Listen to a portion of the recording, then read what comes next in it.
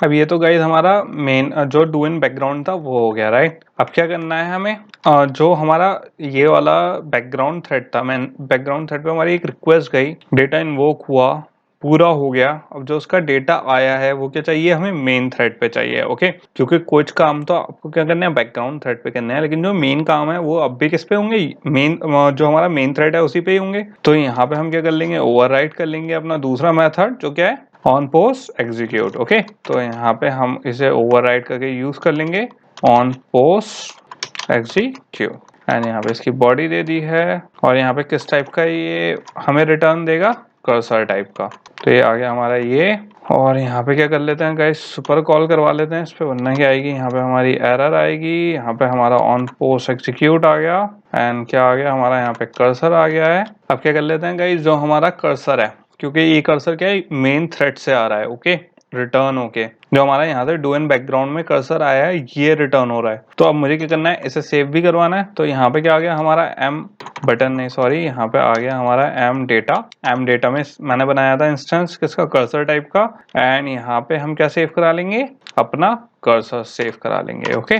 तो यहाँ पे गाइस बेसिकली क्या हो गया, मेरा जो ऑन पोस्ट एग्जीक्यूट मतलब इसे मेन, यहाँ पे कमेंट भी ऐड कर देता हूँ, UI थ्रेड, ओके। ये क्या है, UI थ्रेड पे रन हो गया है। एंड ये कौन सा हो गया हमारा, बैकग्राउंड थ्रेड। तो दोनों अलग अलग चीजें हैं गाइस, इसमें कंफ्यूज मत होना, ये चीज बहुत बार डिस्कस कर चुके हैं हम। जो हमारा डू इन बैकग्राउंड है, ऑन पोस्ट एग्जीक्यूट है, ओके, ऑन प्रोग्रेस वाला था। बहुत से हमारे एसिंग टास्क में है कि कौन सी प्रोग्रेस दिखाता है, कौन सा प्रोग्रेस दिखाने के बाद दिखाता है। प्री एग्जीक्यूट भी है हमारा, कि जो रिक्वेस्ट हमारे बैकग्राउंड में जाने से पहले होती हैं वो वाली। तो ये सब तो हो गए गाइस। ये यहाँ पे अब क्या हो गया, हमारा एसिंग टास्क पूरा क्रिएट हो गया है, बैकग्राउंड वाला टास्क कंप्लीट हो गया। इसने फेच कर लिया कर्सर को ऑन पोस्ट एग्जीक्यूट में, बैकग्राउंड से दोबारा हम किस में ले आए, मेन स्क्रीन पे ले आए, मेन थ्रेड पे ले आए सॉरी। एंड मेन थ्रेड में हमने क्या, जो हमें डेटा फेच करना था वो हमने सेव कर लिया किसमें, एम डेटा में। अब गाइज ये तो हमारा कॉन्सेप्ट तो पूरा हो गया। अब क्या करना है, हमें एग्जीक्यूट करना बचा है इसे। तो हमारा एसिंग टास्क किसमें एग्जीक्यूट करता है, अगर आपको याद हो, ये होता है हमारे किसमें, ऑन क्रिएट में। तो यहाँ पे जो हमारा URI था इसका काम है नहीं गाइस, तो सिंपल मैं इसे क्या कर देता हूँ, डिलीट कर देता हूँ। और यहाँ पे क्या कर लेते हैं, अब एसिंग टास्क क्रिएट करके क्या कर लेते हैं गाइस, एग्जीक्यूट करवा लेते हैं। तो यहाँ पे क्या आ गया हमारा, फेच वर्ड फेच टास्क आ गया, जो हमारा क्या था, एसिंग टास्क था, राइट। और उसे क्या कर लेते हैं, एग्जीक्यूट कर लेते हैं। तो यहाँ पे क्या आ गया हमारा, एग्जीक्यूट। एंड यहाँ पे सिंपल हमने इसे क्या कर दिया, टर्मिनेट कर दिया। तो गाइस यहाँ पे हमारा जो कॉन्सेप्ट है वो पूरा हो चुका है। जो ये वाली एक्सरसाइज थी हमारी, ये क्या थी कि हमें एसिंग टास्क ऐड करना था किसमें, अपने ऐप में। अब यहाँ पे हुआ क्या है, सिंपल सा सीन है गाइस, कोई यहाँ पे कोई ज्यादा कॉम्प्लिकेटेड नहीं है। सिंपल हमने एसिंग टास्क लगा दिया है, कंटेंट रिजॉल्वर कनेक्ट कर दिया है यहाँ पे हमने किससे, कंटेंट प्रोवाइडर से। ये क्या है, कंटेंट रिजॉल्वर यहाँ पे हमने बनाया और उसके बाद कंटेंट रिजॉल्वर को कनेक्ट कर दिया किससे, हमारे कंटेंट प्रोवाइडर से, जो क्या है हमारा droid terms example contract file की हेल्प से। और ये किसकी, ड्रॉइड टर्म्स एग्जाम्पल का जो कंटेंट प्रोवाइडर है उससे हमने अटैच कराया, ओके। और स्टोर किस में करवाया, कर्सर में, रिटर्न करवाया। और फिर हमने जो स्टोर वाला जो हमें रिटर्न हुआ है, जो रिजल्ट स्टोर हमें रिटर्न हुआ है, वो हमने पोस्ट एग्जीक्यूट में एक अपना इंस्टेंस क्रिएट करके, इंस्टेंस वेरिएबल क्रिएट करके कर्सर टाइप का उसमें स्टोर करवा लिया है। एंड उसके बाद लास्ट स्टेप क्या था हमारा, फिफ्थ स्टेप जो है कि हमने अपना एसिंग टास्क एग्जीक्यूट करा दिया, जितने भी हमने कॉन्सेप्ट नीचे करे वो एग्जीक्यूट करवा दिया। यहाँ तक का होपफुली आप लोगों के समझ में आ गया हो कि यहाँ तक हमने क्या किया है एंड कैसे वर्किंग करी है। अब किस पे चलते हैं गाइज, नेक्स्ट टास्क पे चलते हैं। तो गाइज अभी तक हमने क्या कर लिया, सिंपल अपने कंटेंट प्रोवाइडर को हमने कनेक्ट कर लिया किससे, कंटेंट रिजॉल्वर से। एंड कंटेंट रिजॉल्वर को हमने इंप्लीमेंट कर दिया कि अपना एसिंग टास्क। अब गाइज यहाँ पे जो हमारी कर्सर की वो थी वो तो पूरी हमने कर दी, क्योंकि कर्सर सेटअप कर दिया किसके थ्रू, हमने कंटेंट रिजॉल्वर के थ्रू। बट हमारा जो कर्सर है गाइस, अगर आप यहाँ पे सोचो जो हमने कोड पुट किया था, राइट, तो यहाँ पे हमारा जो कर्सर का कोड है ये क्या है, कंप्लीट नहीं है। क्यों, क्योंकि अगर आप यहाँ पे देखो तो जो हमारे बाकी पैरामीटर्स हैं वो क्या है, अभी यहाँ पे मिसिंग है।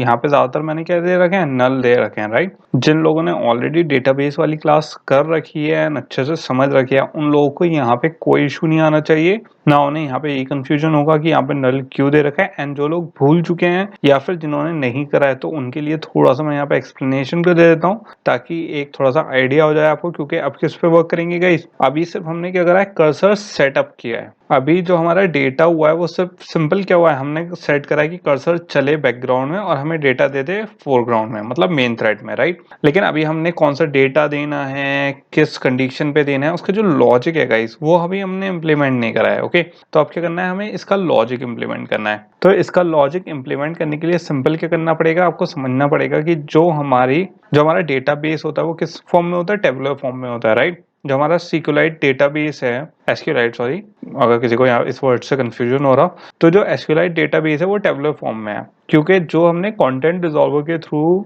हमने कंटेंट प्रोवाइडर से कनेक्ट करा है। तो बेसिकली क्या कर रहा है गाइस, जो क्वेरी मेथड है वो सेम है जैसा हमारे किसमें डेटाबेस में होता है, राइट। तो ये बेसिकली जो हमारा SQLite डेटाबेस है डायरेक्टली उससे इंटरेक्ट कर रहा है जो हमारा कंटेंट रिजॉल्वर के थ्रू हमने कंटेंट प्रोवाइडर के थ्रू क्वेरी मेथड यूज करा था। तो सिंपल सेम चीज है। तो यहाँ पे अगर आप सोचो तो हमारे पास जो हमारा डेटाबेस है कौन सा, ड्रॉइड टर्म्स एग्जांपल वाले ऐप का, तो उसमें अगर आप कॉन्ट्रैक्ट क्लास आपने थोड़ी सी देखी हो एंड थोड़ा सा समझा हो गाइस, तो हमारे पास जो दूसरा हमारा पास ऐप है, राइट, तो उसमें हमारे पास तीन क्या है, कॉलम्स हैं। एक है आईडी का, एक वर्ड का और एक डेफिनेशन का। अब इसमें इस चीज का आपको ध्यान रखना चाहिए कि यहाँ पे तो हमारा क्या है, लिमिटेड रोज है एंड लिमिटेड कॉलम है। अब रोज तो आप खैर कितनी भी ऐड कर सकते हो, उसमें कोई इशू नहीं है। बट अगर आप ये सोचो, अगर सिंपल जैसा मैंने अभी नल देके करवाया है, राइट, उसमें प्रॉब्लम ये है कि अभी तो सिर्फ हमारे पास तीन कॉलम है तो हमने सिंपल यूज कर लिया। लेकिन अगर अब हमारे पास मल्टीपल कॉलम हो,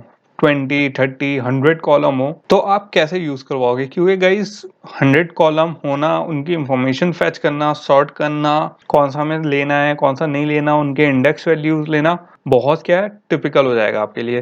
तो जो पैरामीटर्स होते हैं हमारे कर्सर के, जो हमने नल दे रखे हैं, वो इसीलिए होते हैं ताकि जो हमारी ये टेबुलर फॉर्म हो इसको क्या कर सकें, सॉर्ट कर सकें, इन इजिली यूज कर सकें। तो बेसिकली यहाँ पे हमारे पास सिंपल अभी हमारे पास एग्जिस्टिंग जो, जैसे ही आप ऐप खोलोगे हमारे पास 4 रोज है एंड 3 कॉलम है उसमें। इसको एक्सेस करने के लिए हमने क्या लिखा था, अपना रिजॉल्वर, जो कंटेंट रिजॉल्वर था हमारा, उसकी हमने यहाँ पे क्वेरी मेथड लिखा था, राइट। क्वेरी यहाँ पे दी थी कि कैसे हमने इसकी टेबुलर फॉर्म को एक्सेस कर सकें। अब देख लेते हैं जो हमारे यहाँ पे पैरामीटर्स मिसिंग हैं उनका क्या क्या काम है, कौन सा पैरामीटर कौन सा वर्क करेगा एंड कैसे इन एक एक डेफिनेशन को एक्सेस करेगा। क्योंकि मेन चीज मैंने आपको क्या बताई थी कि कर्सर का काम क्या होता है। कर्सर बेसिकली क्या है गाइस, एक रीडिंग और राइटिंग, रीड या राइट करने का ऑपरेशन है, राइट। तो या तो वो रीड करेगा रो बाय रो, क्योंकि अगर आप देखो तो कर्सर स्टार्ट कहाँ से होता है, कर्सर स्टार्ट होता है हमेशा कहीं -1 की वैल्यू से। -1 वैल्यू मतलब एक तरीके से नल समझ लो आप, राइट। तो जैसी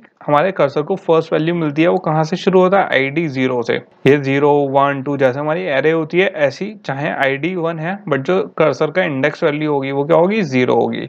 तो 0 1 2, तो ये होता है हमारा लॉजिक कर्सर का। तो अब गाइस क्योंकि यहाँ पे तो सिंपल मैंने क्या दे दिया, एड्रेस दे दिया, बस एड्रेस ये नहीं बताया उसे कौन सा भी है, कौन सा डेटा लेना है, उस पर क्या ऑपरेशंस परफॉर्म करने हैं, वो क्या बताएंगे हमारे पैरामीटर। अब पैरामीटर देख लेते हैं कौन कौन से पैरामीटर हैं एंड इसको कैसे यूज करना है हमें। तो गाइस यहाँ पे हमारा जो पैरामीटर्स हैं, अगर इसको टेबुलर फॉर्म पे हमें इंप्लीमेंट करना है तो वो देख लेते हैं कौन से पैरामीटर होंगे। तो हमारा जो फर्स्ट पैरामीटर है वो कौन सा है, इस प्रोजेक्शन। एंड प्रोजेक्शन बेसिकली हमें क्या बताता है कि क्या प्रोजेक्ट करना है हमें। आई नो थोड़ा सा कंफ्यूजिंग बात हो गई कि प्रोजेक्ट क्या करना है। बेसिकली आप क्या करते हो कि कौन सी हमारी कॉलम को शो करना है। यहाँ पे क्या करता है, फिल्टर करता है ये किसको, कॉलम को। अब जैसे कि यहाँ पे हमारे पास 3 कॉलम्स है, राइट। आईडी भी है, वर्ड भी है, डेफिनेशन भी है। हो सकता है मुझे डेफिनेशन कॉलम ना शो करना है, खाली क्या करना है, वर्ड कॉलम शो करना है। बेसिकली गाइस क्या यहाँ पे प्रोजेक्शन क्या काम आएगा कि सिंपल मैं वर्ड वाला जो कॉलम है वो शो करवा सकता हूँ किसकी हेल्प से, प्रोजेक्शन की हेल्प से,